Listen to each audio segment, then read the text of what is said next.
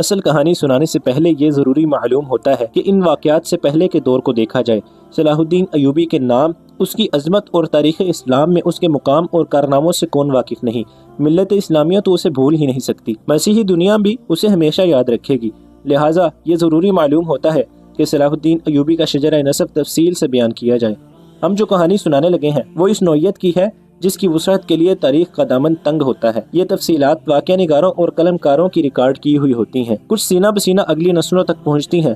تاریخ کے دامن میں صلاح الدین ایوبی کے صرف کارنامے محفوظ کیے گئے ہیں، ان سازشوں کا ذکر بہت کم آیا ہے جو اپنوں نے اس کے خلاف کی، اور اس کی بڑھتی ہوئی شہرت اور عظمت کو داغدار کرنے کے لیے اسے ایسی حسین لڑکیوں کے جال میں پھانسنے کی بار بار کوشش کی گئی جن کے حسن میں طلسماتی اثر تھا۔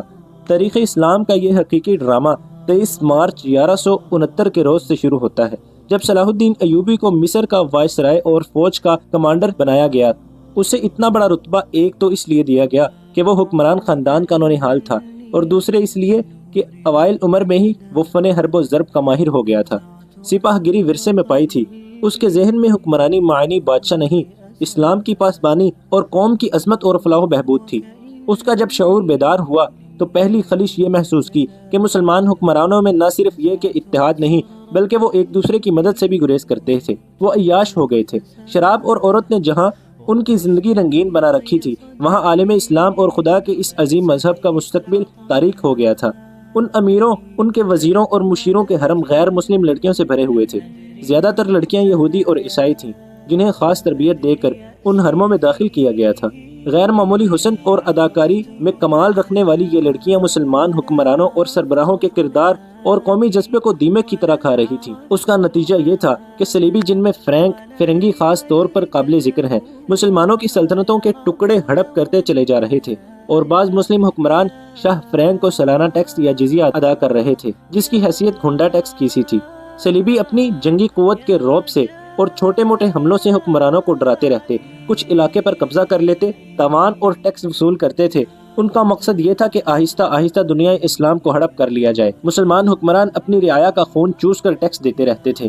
ان کا مقصد یہ تھا کہ انہیں عیش و عشرت میں پریشان نہ کیا جائے۔ فرقہ پرستی کے بیج بھی بو دیے گئے تھے۔ ان میں سب سے زیادہ خطرناک فرقہ حسن بن صباح کا تھا، جو صلاح الدین ایوبی کی جوانی سے 1 صدی پہلے معرض وجود میں آیا تھا۔ یہ مفاد پرستوں کا فرقہ تھا، بے حد خطرناک اور پر اسرار۔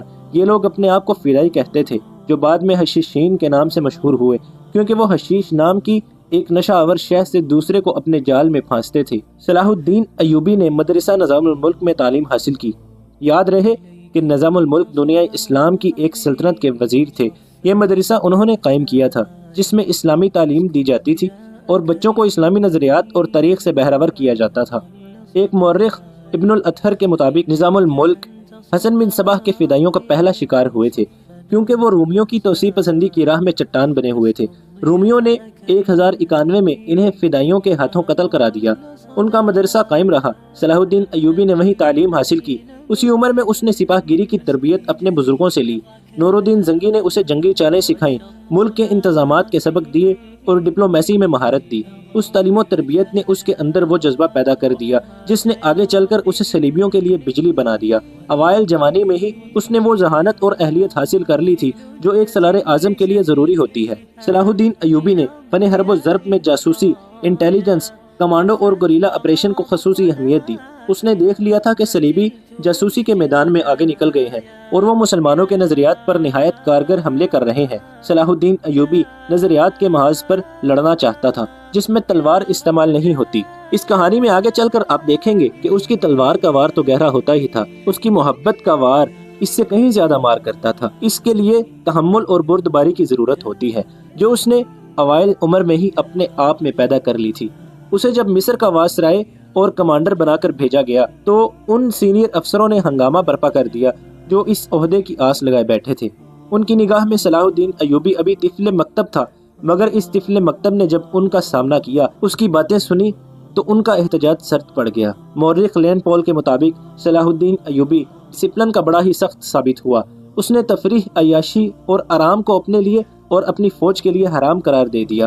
اس نے اپنی دماغی اور جسمانی قوتوں کو صرف اس مقصد پر مرکوز کر دیا کہ سلطنت اسلامیہ کو مستحکم کرنا ہے اور صلیبیوں کو اس سرزمین سے نکالنا ہے۔